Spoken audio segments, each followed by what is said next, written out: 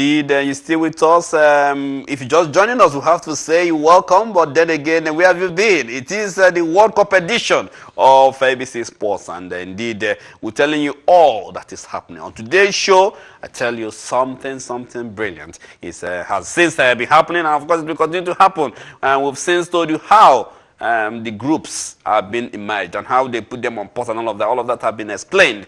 We have also gone deep down 4 years back to show you the memories of 2014 Brazil World Cup, where Brazil in their own home didn't in any way show any atom of good football. But then again, they say they are fully charged for 2018. Unfortunately, in this program today, we won't be talking about Brazil. Rather, today's show concentrates on Group B. Group B, I don't know why Group D is seen as group of death. I still see my eyes on Group B. They will fight. They say two teams perhaps might take it home and get to the next round. But what about the underdogs? That's why we're here. All the analysis. And with me to do justice to those analysis, Idris Adesina and of course Gary Radbourne have all come together to make sure that those analyses are made easy. Gentlemen, it's that time when we dig deep. Group B is the discussion at this moment. Let's make it easier. Let's make it easier. How can this group, who can get away from it? Let's just make it easier. Who gets away from this group? I just wish you have the answer. I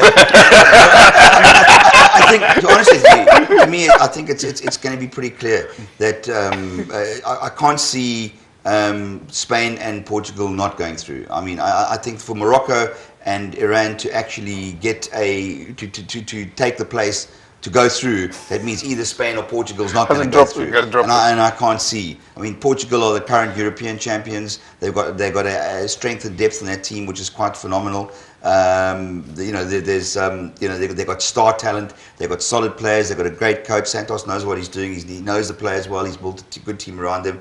Spain, I don't have to tell anybody about Spain, about the players they've got on the Spanish side. They're just, it's a great side. And Del Bosque's a coach that's been there for, He's been there, done it. Yes. He's, This is not. He needs to redeem his image now. He does. But the thing is, though, is that He's not a. This is not a team that these are not beginners here we're talking about. So they really have the experience. And so Iran and Morocco have really got their work cut out to it. I think that both Morocco and Iran have. Two big things they've got in their favour is that when I talk about the coaches in Spain and Portugal, is that Iran and Morocco both have excellent coaches. Hervé Renard, we know, can do a job, and he's done what he's done with teams before. As a coach, has just got better and better as he's gone along. He has a lot of experience in African football. Yeah. Absolutely, and he's got the players like Benassia in the Moroccan side. He's got some really good talent there. So, and he's already taken them through to the African Cup of Nations, so they know what they're doing. It's quite interesting because you've got the European champions versus the African champions basically in the group, which could be an interesting thing. So, there's something to hope for, I think, in the Morocco. It's a very good Moroccan side, and Portugal. Maybe they're the weak link. Of the two, out of Spain and Portugal, I think they're the weak link. Iran also have an interesting thing because they've got Carlos Queiroz, who is a Portuguese coach as well. You know what I mean? So he would know that Portuguese team well. He knows a lot of those players. He coached them at junior level. He's very familiar with their setup and how it works as well. So I would imagine both Iran and Morocco are looking at Portugal and saying, okay, that's the weak. That's what we're going to go for. So whoever can beat Portugal can actually get the chance, get the ticket to go through with Spain. I don't think we can run away from the politics of football. That is the character of individual players in intimidating the referee, the overprotection given to players, particularly the Spanish and the Portuguese team, like Ronaldo, like other teams. They will be overprotected, and that can play in their favor. If you go into that team and think you can ruffle them, you will be undoing yourself, because they will have protection from sometimes overprotected from the coach, and that's the problem. As Gary said, it's difficult, but the world wants to see the two of them knocked out. That's the beauty of football. The world is waiting for the fact that in the first two games, Morocco beats Portugal. That's what the world is waiting for. But is it going to happen? We don't know. But again, Morocco, if you look at the way Morocco plays, they're a very defensive team. They have very good defensive record. But my worry again is, at this point of football, when you don't have the ball, what do you do? Yeah. That is going to tell her, what do you do? If they have the mindset that these players want to get the new clubs, these superstars, they don't want to get injured, because being staying healthy is the way they make money. That is their commercial value. They make money. So to get into them, for Morocco to make headway here, we know they have the transit record, but they're not so good up front. And if you keep chasing the ball, you get tired. The opportunity is to take the chances you have. And again, what do you do when you don't have the ball? Yeah. If you don't have the strength up forward and your work rate is still very low, I'm afraid they may not make a headway. Yeah. But let's wait and see.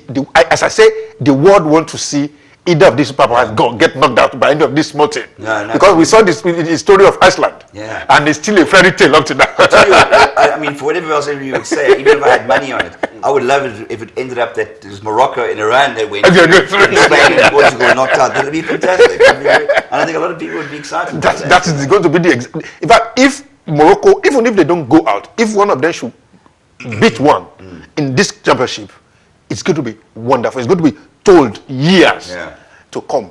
But is it going to happen? It's difficult to say, because World Cup is World Cup. Yeah. Marketers want to see big teams going. Big teams, FIFA want to see big teams going. Because that's what draws the crowd. Yeah. That's what makes the money for them. But football lovers want to see giant killers. Yeah. That's the way it is. But I don't see chances for them. I don't. It's difficult to find a way to find chances for them in this competition. Okay, let's begin. Don't forget that Spain didn't do well. Spain didn't do well last time. Yeah. They didn't do well. Portugal struggled, and they pick up later in the European Championship. They pick up later. It's a good point. I was surprised that Portugal actually won that tournament, Yes. because there was, during the tournament, I thought they were nowhere, and for suddenly to turn it around, I think it was France that they won. And at the end, I thought, how the hell did that happen, basically? Because I really thought that Portugal didn't look that impressive. They didn't look impressive. But again, this is what teams that win tournaments do. Yes. You know what I mean? You don't have to be good all the way through. You just have to be good when it counts, basically. And you know, to imagine that they won that competition without Ronaldo.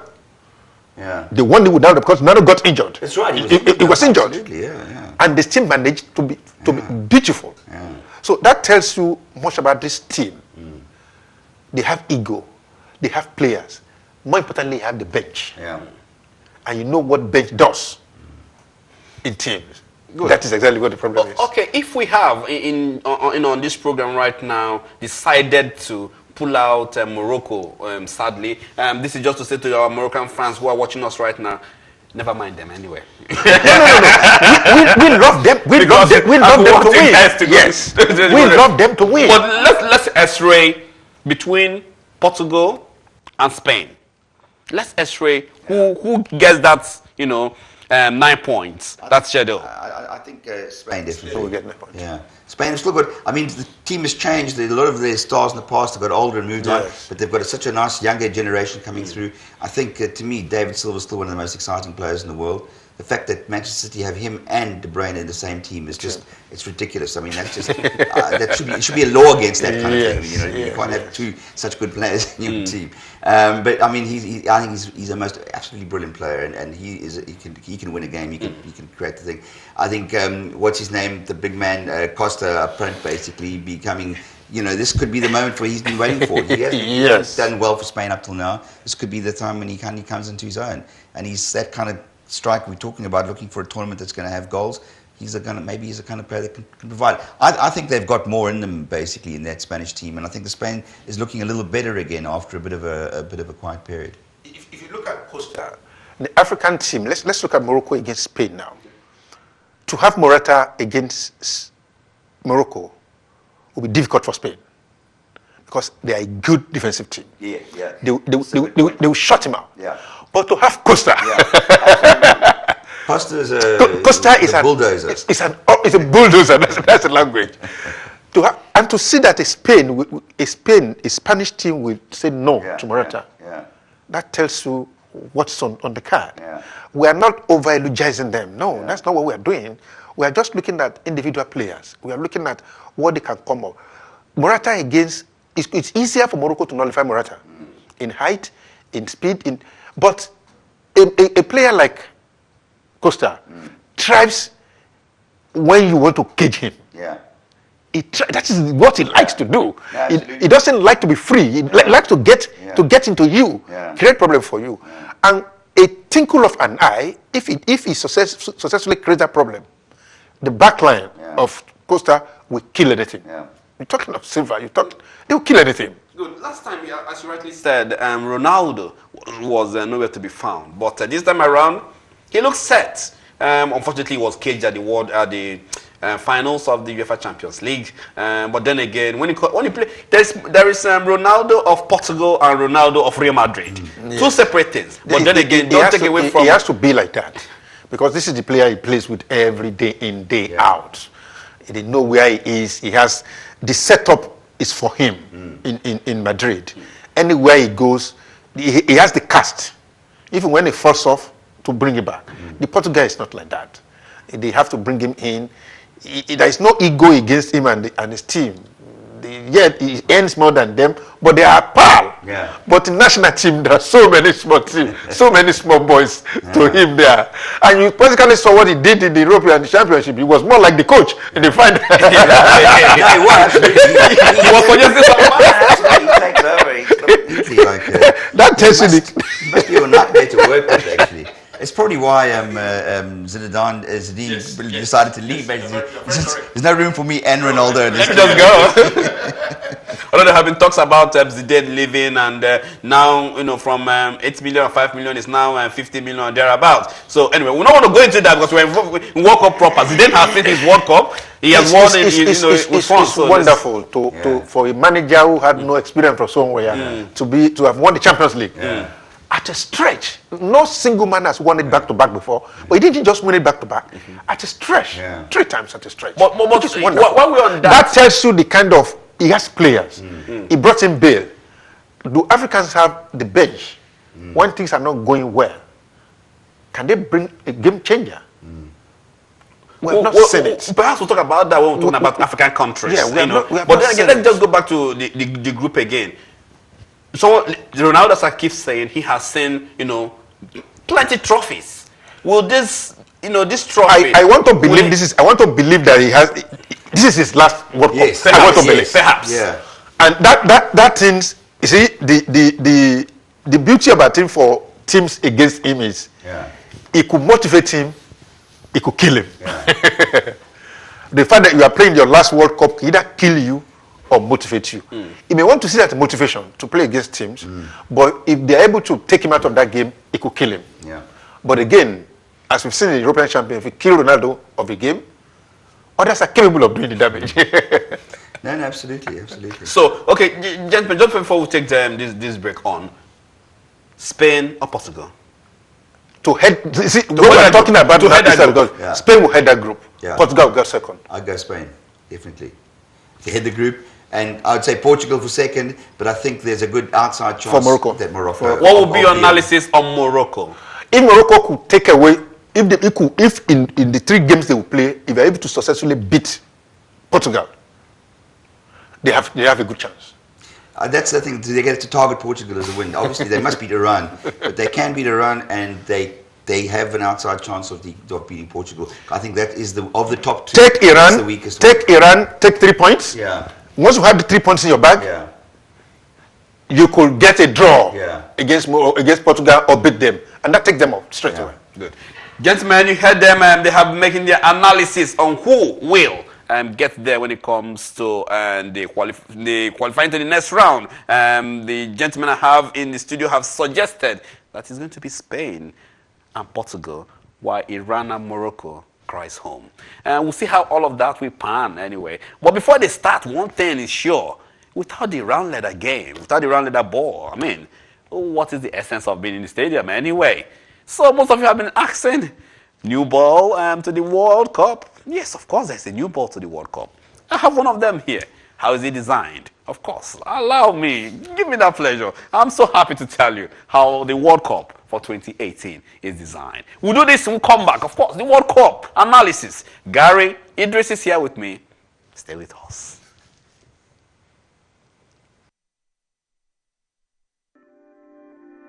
The vision and motivation was relatively simple because our founder, Adi Dassler, once said, I want to have a major innovation for all and for each and every top sports event. So it was definitely a huge motivation to say, okay, what can we do better?